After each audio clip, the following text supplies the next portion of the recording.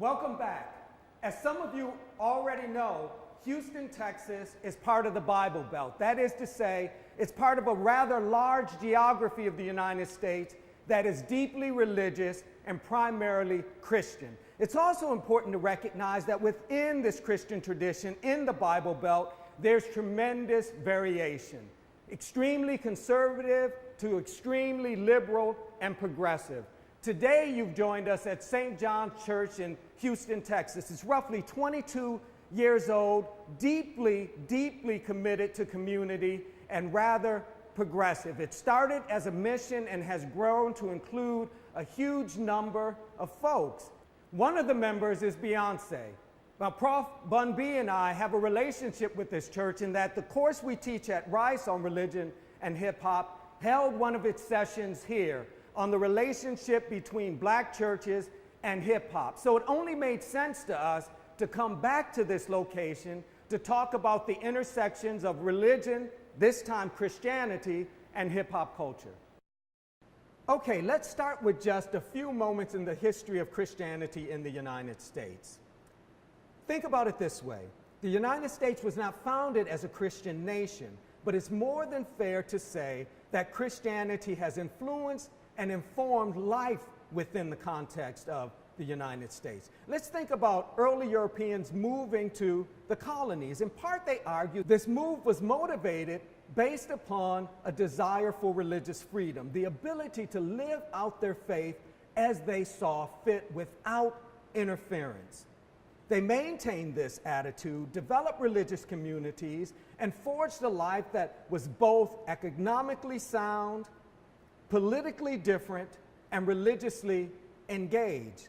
Now, the work they did within the context of these colonies required labor beyond their own numbers. So they tried a variety of ways of getting this labor. Indentured European servants didn't work out long term.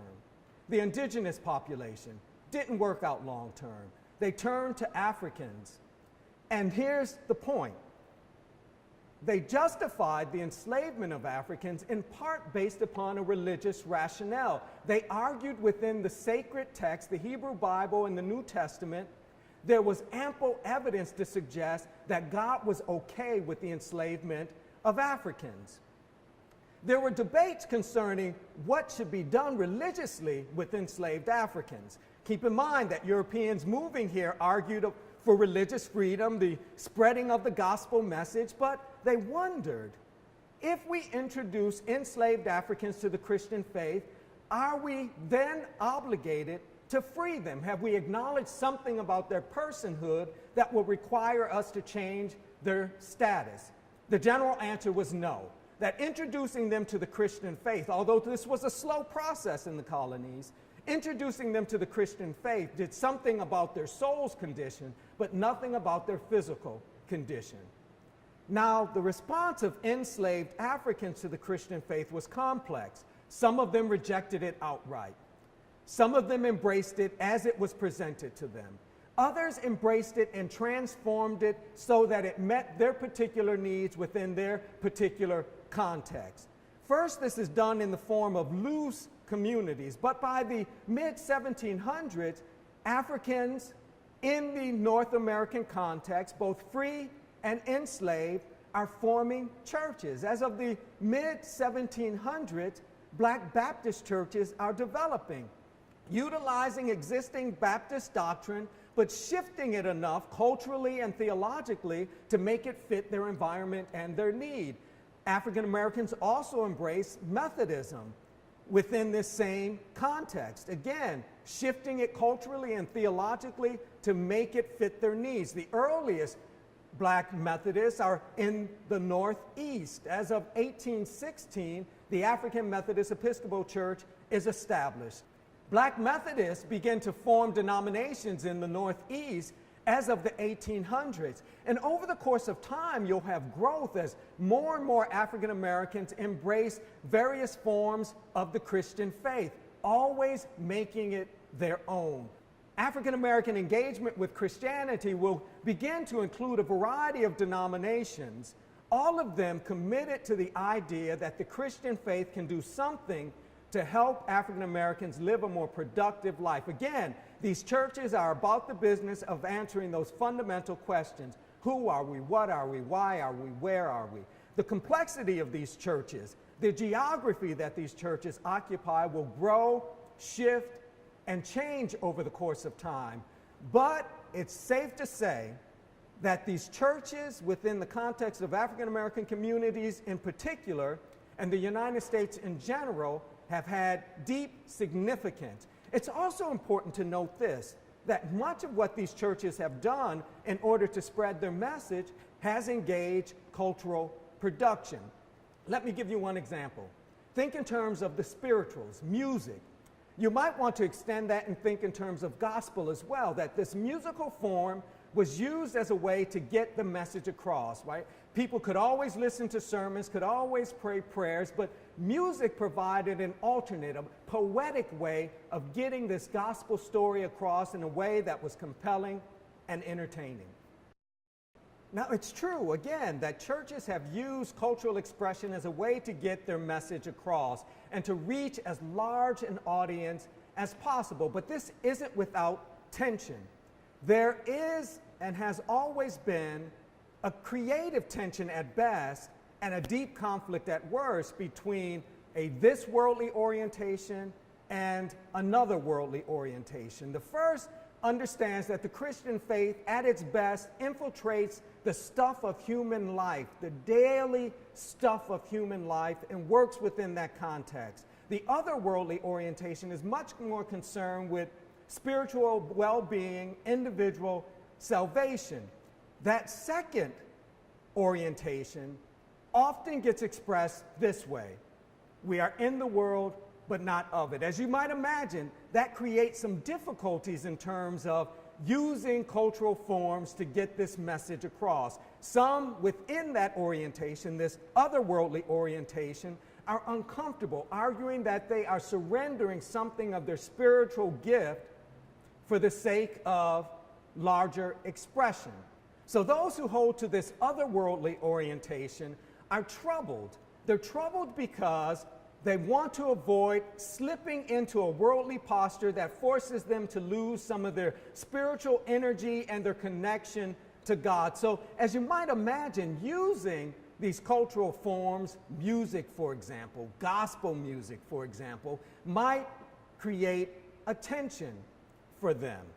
And their argument would be this flirtation with cultural forms, this use of worldly forms can actually hamper the gospel message and can push us away from a deep relationship with God. There is this tension within the use of cultural production. It's early and it continues. I know I've jumped around historically a bit, and that may be frustrating, but keep in mind the readings will fill in the gaps. We're going to push on, and I want to highlight the mid-20th century civil rights movement. There's a lot of conversation concerning the impact of religious organizations on daily existence.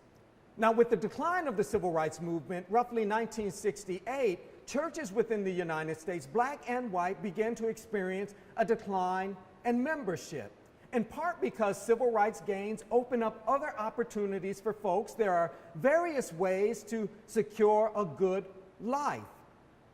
These churches begin to decline. This wasn't altered until the 1980s, when individuals began to move back into these churches. Black churches, they do this for a variety of reasons. Let me give you one.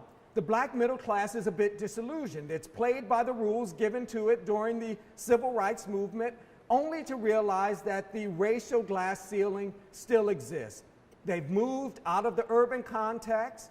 They've done everything necessary to play by the rules. Disillusioned. Many members of the black middle class will move back into black churches in order to reconnect culturally, to establish social networks, to establish business networks, to find a community of comfort.